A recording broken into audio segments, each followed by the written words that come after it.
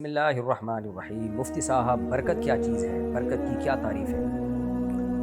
برکت خیر کثیر کو کہتے ہیں عربی میں، خیر کثیر، بہت زیادہ بھلائیاں کہیں جمع ہو جائیں تو۔ اور عرف میں کہا جاتا ہے کہ جب کسی کام آپ تھوڑا کام کریں، اس کا آؤٹ پٹ بہت زیادہ ہو، تھوڑے پیسے ہوں، اس میں کام آپ کے بہت زیادہ بن جائیں، تو عرف میں ایسے عمل یعنی اس طرح کی خیر کو برکت کہا جاتا ہے۔ ہم کہتے ہیں نا ماشاء اللہ اللہ نے کتنی برکت دے دی۔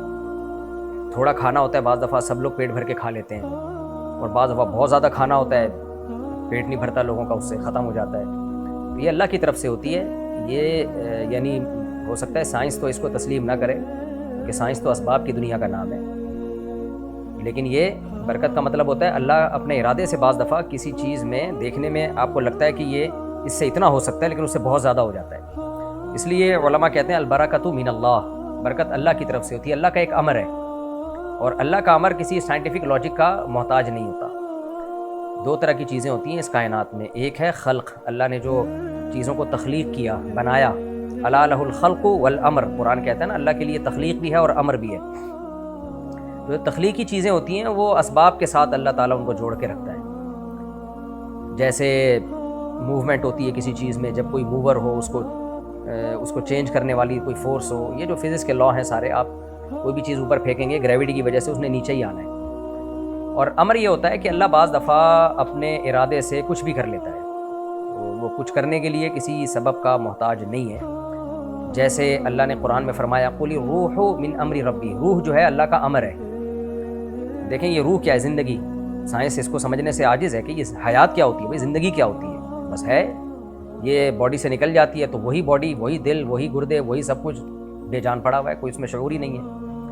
تو روح جیسے اللہ اس کا خالق ہے، اس کی کوئی لاجک نہیں ہے، بس اللہ نے کہا ہو جا، وہ ہو گئی۔ انما امرہ اذا اراد شیئا ان یقول لہ کن فیکون، اللہ کہتے ہیں اس کا امر یہ ہے کہ جب کسی چیز کے بارے میں وہ کہتا ہے ہو جا تو ہو جاتی ہے، اور کہتا بھی نہیں ہے، اصل میں تو سوچتا ہے، بس اس کے ارادے کا نام وجود ہے۔ جیسے اس کائنات کو جب اللہ نے پہلی دفعہ پیدا کیا تو اپنے امر سے پیدا کیا ہے، ہو جا کہا اور کائنات بن گئی، یعنی چاہے وہ بگ بینگ تھیوری کے اصول کے تحت بنی ہو یا کسی اور، لیکن فرسٹ ٹائم تو نہ انرجی تھا، نہ مادہ تھا، نہ انرجی تھی نہ مادہ تھا، تو اللہ نے اپنی قدرت سے ایک چیز کو بنا لیا، اور اس کے بعد اس کو فزکس کے لاز میں اللہ نے جکڑ دیا، اور اسی کے حساب سے دنیا چلتی چلی جا رہی ہے۔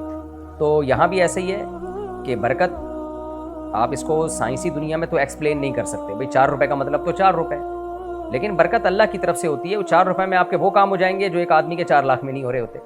تو اس لیے ہمیں یہ حکم نہیں ہے کہ ہم اللہ سے دولت مانگیں، کہیں بھی ہمیں یہ دعا نہیں سکھائی گئی ہے، ہمیں یہ سکھایا گیا اللہ ہمیں برکت دے دے، یعنی ہمارے کام سارے بن جائیں۔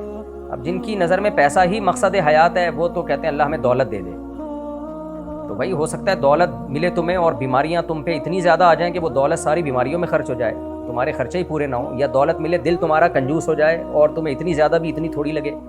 اس لیے علماء نے منع کیا ہے کبھی بھی دولت مت مانگو اللہ سے، یہ حدیث میں اور قرآن و سنت کے جو مزاج ہے نا اس کے خلاف ہے۔ ہاں کشادہ رزق حلال مانگو، رزق حلال کشادہ، یعنی آپ کی ضرورتیں ساری پوری ہوں، یہ اللہ سے دعا مانگنی چاہیے، برکت ہو، جتنا پیسہ ہے برکت والا مال ملے آپ کو، تو یہ مانگنی چاہیے۔ تو برکت کا خلاصہ کیا نکلا؟ برکت کہتے ہیں خیر کثیر کو، اور یہ ہوتی صرف اللہ کی طرف سے، کسی اور کی طرف سے برکت ممکن ہی نہیں ہے، ناممکن ہے، کیونکہ یہ اسباب سے ہٹ کے ایک چیز ہے، اور اسباب سے ہٹ کے کاموں کا مالک صرف اللہ ہوتا ہے۔